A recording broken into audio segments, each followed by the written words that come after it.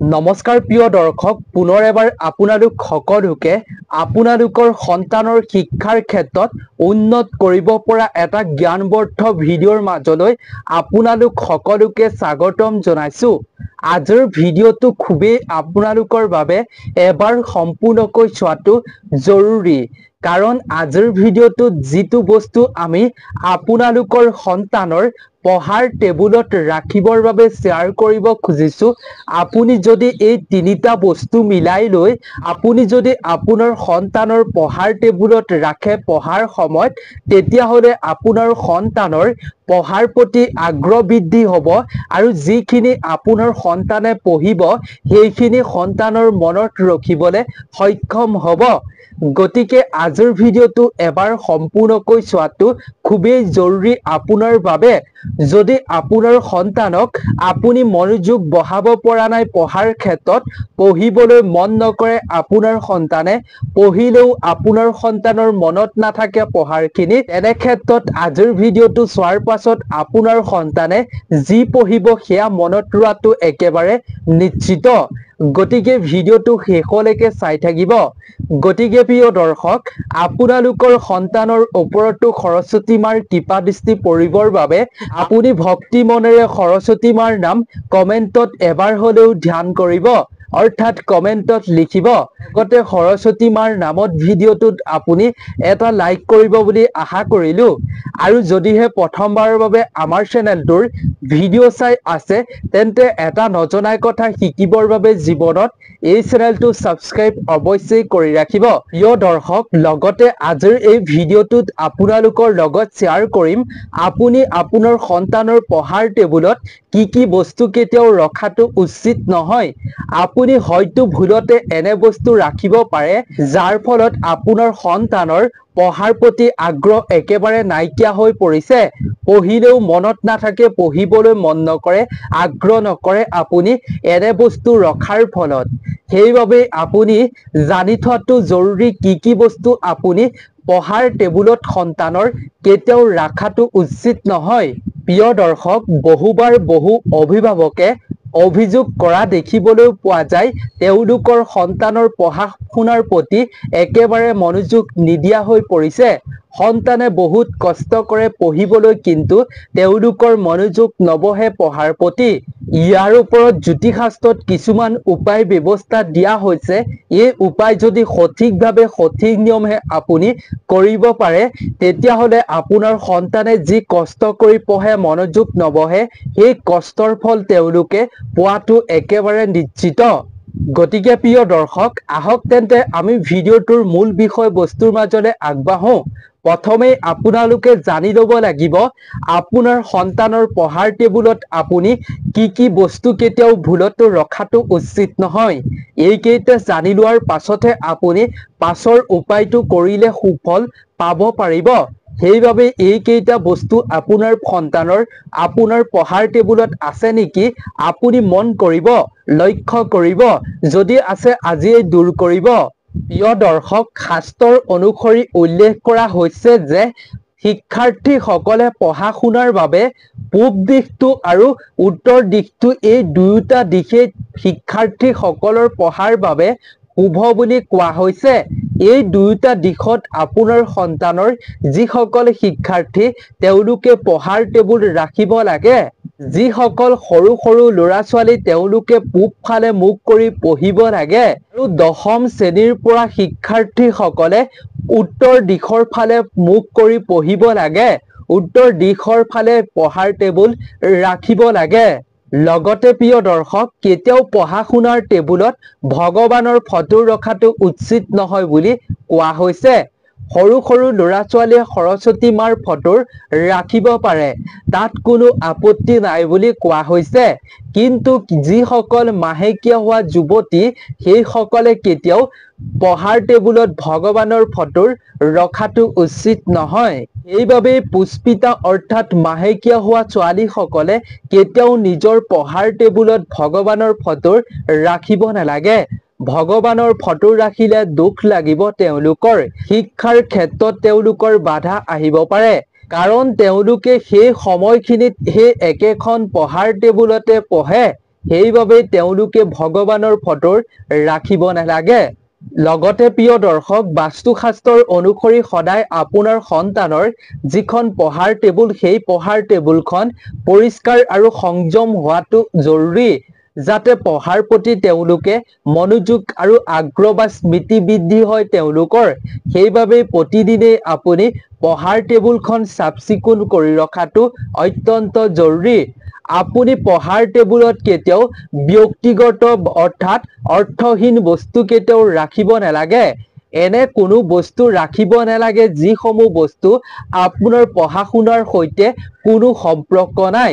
যিবিলাক কিতাপ আপোনাৰ সন্তানৰ পঢ়া শুনাৰ বাবে প্ৰয়োজন নহয়, সেইখিনি কিতাপ আপুনি ভুলতো কেতিয়াও ৰাখি থব নালাগে পঢ়াৰ টেবুলতে। যি প্ৰয়োজনীয় কিতাপ পত্ৰ সেইখিনিহে ৰাখিব লাগে। লগতে প্ৰিয় দৰ্শক, বাস্তুশাস্ত্ৰত কোৱা হৈছে পঢ়াৰ টেবুলত কেতিয়াও দৰ্পণ ৰাখিব নালাগে, অৰ্থাৎ দাপোন বা আইনা কেতিয়াও আপোনাৰ সন্তানৰ পঢ়াৰ টেবুলত থাকিবলৈ দিব নালাগে। তাৰ প্ৰতি আপুনি লক্ষ্য ৰাখিব, নহলে সন্তানৰ পঢ়াৰ ক্ষেত্ৰত বাধা দিব পাৰে। আপোনাৰ সন্তানৰ পঢ়া শুনাৰ লগত জড়িত যিখিনি বস্তু প্ৰয়োজন হয়, সেই কিতাপ পত্ৰ পেঞ্চিল আদিহে আপোনাৰ সন্তানৰ পঢ়াৰ টেবুলখনত ৰাখিব। তাৰ প্ৰতি আপুনি লক্ষ্য ৰাখিব। প্ৰিয় দৰ্শক, আপোনাৰ সন্তানৰ যদি পঢ়াৰ টেবুলখন চাফ চিকুণ হৈ থাকে, তেতিয়াহ'লে আপোনাৰ সন্তানৰ মনটো শান্ত হৈ থাকিব আৰু পঢ়াৰ প্ৰতি তেওঁলোকৰ মনোযোগ বাঢ়িব। মনোযোগ তেওঁলোকৰ কেন্দ্ৰীয়ভূত কৰি ৰাখিব। তেওঁলোকে লাভ কৰিব পাৰিব আই সৰস্বতীৰ কৃপা। এই নিয়মসমূহ যদি আপুনি মানি চলিব পাৰে, তেতিয়াহ'লে আপোনাৰ সন্তানৰ শিক্ষাৰ ক্ষেত্ৰত আপুনি কম দিনতে উন্নতি দেখিবলৈ পাব। আপোনাৰ সন্তানৰ শিক্ষাত কোনো বাধা নাহিব। গতিকে এনে বস্তু থাকিলে আজিয়েই দূৰ কৰক। এতিয়া প্ৰিয় দৰ্শক, আমি জানো আহক উপায় কেইটাৰ বিষয়ে। দুটামান উপায় দিম, আপুনি এই উপায় কেইটা কৰিবলৈ চেষ্টা কৰিব। বিশেষকৈ এগিলাচ পানীত এইকেইটা বস্তু ৰাখি আপুনি সন্তানৰ পঢ়াৰ টেবুলত ৰাখিবলৈ কেতিয়াও নাপাহৰিব। আহক তেন্তে আমি তাৰ বিষয়ে জানি লওঁ। এক নম্বৰতে হৈছে প্ৰিয় দৰ্শক, আপোনাৰ সন্তানে পঢ়া শুনাৰ বাবে যিখন টেবুল, সেই টেবুলখনত আপুনি এটা কাঁচৰ গিলাচত আপুনি পানী ভৰাই লৈ তাত দুটা গোল নেমু ৰাখিব আৰু তাৰ পিছত আপুনি সেই গিলাচটোৰ পানীখিনি যি গোল নেমু দুটা ৰাখিছে আৰু সেই গিলাচটোত আপুনি হালধীয়া বা সেউজীয়া ৰং দি আপুনি গিলাচটো ৰাখিব পাৰে। আৰু সেই পানীখিনি গিলাচটোত যি ৰাখিছিলে, সেই পানীখিনি আপুনি প্ৰতিটো সপ্তাহৰ দেওবাৰৰ দিনটোত আপুনি সলনি কৰি থাকিব। কিন্তু প্ৰিয় দৰ্শক, মনত ৰাখিব, যেতিয়াই আপোনাৰ সন্তানে পঢ়াৰ টেবুলত পঢ়িবৰ বাবে বহিব, তেতিয়া সেই সময়খিনিত সেই গিলাচটোত পানীখিনি থাকিব লাগিব। তেতিয়াহে আপোনাৰ সন্তানৰ পঢ়াৰ প্ৰতি মনোযোগ বৃদ্ধি কৰাত সহায় কৰিব। এইবাৰ আমি জানো আহক ২ নম্বৰৰ উপায়টোৰ বিষয়ে। ২ নম্বৰৰ উপায়টো হৈছে প্ৰিয় দৰ্শক, ফিটকিৰি আৰু কৰ্পূৰ আপুনি নিমখত মিহলি কৰি পঢ়াৰ টেবুলত আপুনি এটা কাঁচৰ পাত্ৰত ৰাখিব পাৰে। এনে কাৰ্য কৰাৰ ফলতো আপোনাৰ সন্তানৰ শিক্ষাৰ ক্ষেত্ৰত সুফল পাব পাৰিব। ৩ নম্বৰতে হৈছে, পঢ়া শুনাৰ সময়ত যদি আপোনাৰ সন্তানৰ পঢ়াৰ কোঠাটোত যদি আপুনি চন্দনৰ ধূপ লগাব পাৰে, তেতিয়াহ'লে খুবেই ভাল। চন্দনৰ ধূপৰ গোন্ধে পঢ়া শুনাৰ ক্ষেত্ৰত মনোযোগ বৃদ্ধি কৰাত সহায় কৰে। সেইবাবে আপোনাৰ সন্তানে যিটো ৰুমত পঢ়া শুনা কৰে, সেই ৰুমটোত আপুনি চন্দনৰ ধূপ লগাবলৈ চেষ্টা কৰিব। চন্দনৰ গোন্ধে সন্তানৰ শিক্ষাৰ ক্ষেত্ৰত, পঢ়া শুনাৰ ক্ষেত্ৰত আগ্ৰহ বৃদ্ধি কৰি তুলিব। প্ৰিয় দৰ্শক, ৪ নম্বৰতে হৈছে, বজাৰত আপুনি চন্দনৰ আতৰ বা পাৰফিউম পাব। এয়া যদি আপুনি আনি পেলাই আপোনাৰ সন্তানৰ গাত লগাব পাৰে, তেতিয়াহ'লে এই উপায় কৰাৰ ফলতো আপোনাৰ সন্তানৰ সেই চন্দনৰ যি পাৰফিউম, সেই পাৰফিউমৰ গোন্ধে শিক্ষাৰ ক্ষেত্ৰত আগ্ৰহ বৃদ্ধি কৰি তুলিব, মনোযোগ বঢ়াব আৰু যাৰ ফলত আপুনি সুফল দেখিবলৈ পাব সন্তানৰ শিক্ষাৰ ক্ষেত্ৰত।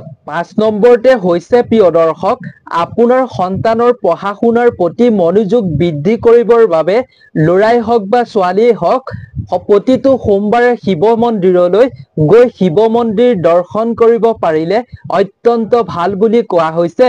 যদি শিক্ষাৰ্থীসকল যাবলৈ অসুবিধা হয়, যাব নোৱাৰে, তেতিয়াহ'লে তেওঁলোকৰ পিতৃ মাতৃ বা কোনোবা এগৰাকী মন্দিৰলৈ গৈ শিৱলিংগৰ পানী আনি তেওঁলোকৰ পঢ়াৰ টেবুলত ছটিয়াই দিব লাগে।